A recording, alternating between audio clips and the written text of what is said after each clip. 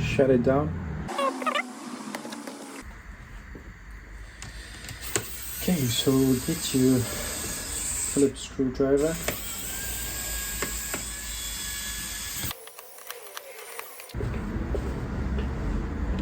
Okay, so there's a little notch here. Put your... okay, that's not going to work.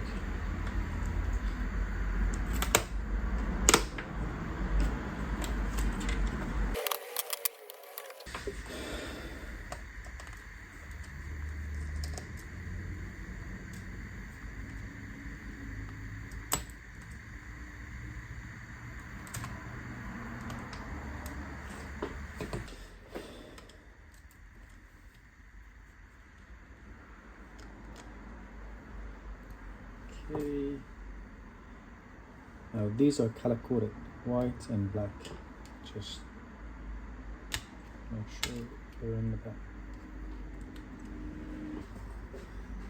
Okay, so when you buy these, make sure you get the actual part number, which is right over here.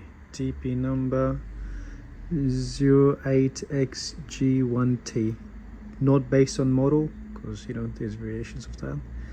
They get based on the exactly part number, which is right over here.